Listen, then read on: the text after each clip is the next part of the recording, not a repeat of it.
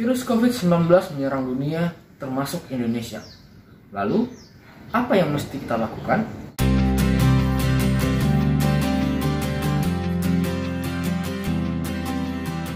Hai semua, perkenalkan namaku Citra Andika Setiapul.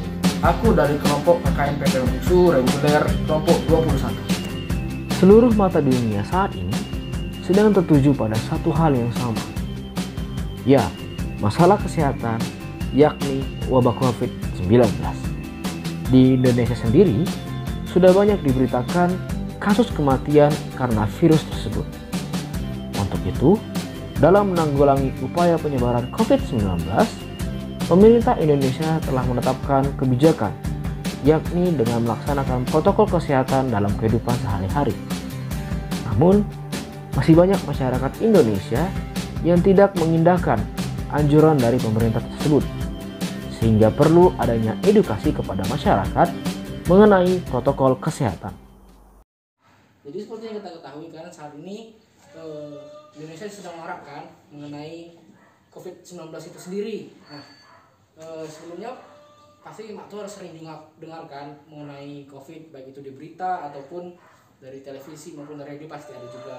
Di sini aku hanya ingin merefresh kembali lah istilahnya, mengingat kembali bagaimana itu COVID juga bagaimana pencegahannya. Jadi sebelum itu aku mau memberitahu apa aja gejala-gejala dari COVID itu sendiri. Nah, gejala COVID itu sendiri muncul antara 2 sampai 14 hari setelah paparan, yang dimana itu disertai dengan demam, batuk dan juga sesak napas. Nah, apabila nanti Mak Tua ataupun Mak Tua melihat orang seperti itu, bisa gejala yang memburuk. Makanya itu kita minta pertolongan medis, terus juga jangan melakukan kontak, serta kalau bisa menaati protokol kesehatan yang ada. Edukasi juga mengenai bagaimana cara menggunakan masker yang benar, baik itu saat sebelum menggunakan masker, saat menggunakan masker, dan juga setelah menggunakan masker. Jadi sebelum penggunaan masker, usahakan tangan Mak Tua itu harus bersih. Jadi bukan hanya maskernya aja yang bersih, tapi juga tangan kita, karena kan tahu sendiri lah COVID-19 ini kebanyakan berasal dari tangan itu kan. Nah, jadi saat menggunakan masker, hal yang pertama itu adalah tutup mulut dan hidung, karena ini bisa merupakan sumber penyakit yang bisa masuk ke dalam tubuh kita. Lalu hindari menyentuh masker. Menyentuh masker di sini maksudnya ini tuh Pak Tua, bagian luar, karena kan kalau misalnya kita memegang, otomatis tangan kita kena juga ya kan. Terus juga yang terakhir, jangan gunakan kembali masker sekali pakai. Jadi masker yang sekali pakai itu kayak masker medis. Nah, masker medis kan biasanya tuh hanya sekali pakai. Jadi kalau misalnya udah satu hari sudah sekali pakai, langsung tinggal buang. Nah, untuk membuang masker ada juga cara-caranya. Lepas masker dari belakang menggunakan tali, jangan sentuh bagian tengah depannya, tapi dari bagian talinya ini. Baru juga segera buang masker di tempat sampah yang tertutup, jangan dibuang di tempat terbuka. Dan yang terakhir, bersihkan tangan dengan hand sanitizer dan sabun atau air. 7 langkah dalam mencegah penyebaran COVID-19 itu sendiri. Nah, yang pertama itu adalah cuci tangan sesering mungkin. Yang kedua adalah hindari menyentuh mata, hidung, dan mulut Anda, karena dalam bagian wajah ini sendiri itu paling sering yang kita sentuh dan bisa menjadi salah satu masukan dari virus corona untuk ke dalam tubuh kita sendiri. Yang keempat adalah hindari tempat yang ramai dan kontak dekat dengan siapapun yang mengalami demam atau batuk.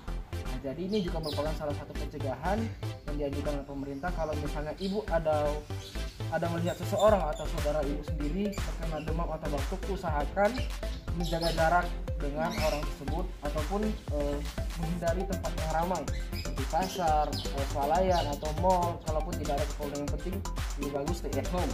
Yang kelima adalah tetaplah di rumah jika merasa tidak sehat. Nah, pastinya kan kita tidak mau menyebarkan sama orang lain, dan kita juga tidak ingin kita dispekulasi sama orang lain bahwasanya kita terjangkit penyakit virus corona.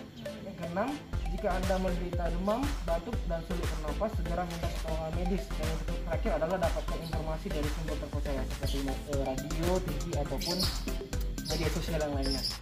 Sosialisasi mengenai cuci tangan pakai sabun itu sendiri. Nah, manfaat cuci tangan sabun sendiri itu ada 5. Yang pertama pastinya adalah mencegah sakit perut dan diare.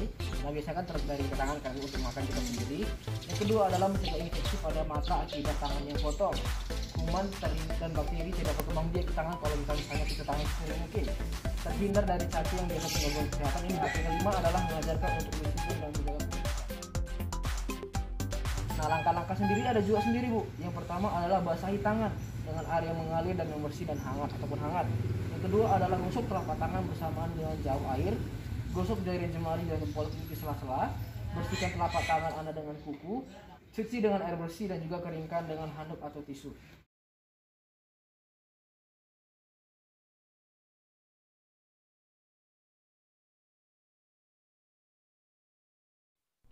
Selain membekali diri kita dengan edukasi, kita juga perlu memperlengkapi diri kita dalam upaya penyebaran COVID-19.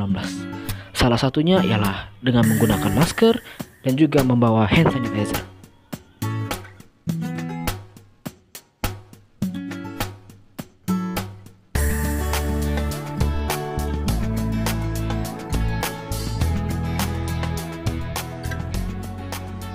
Dengan menerapkan protokol kesehatan yang dianjurkan oleh pemerintah, kita dapat menghindari ataupun meminimalisir penyebaran virus COVID-19 kepada diri kita maupun lingkungan sekitar kita.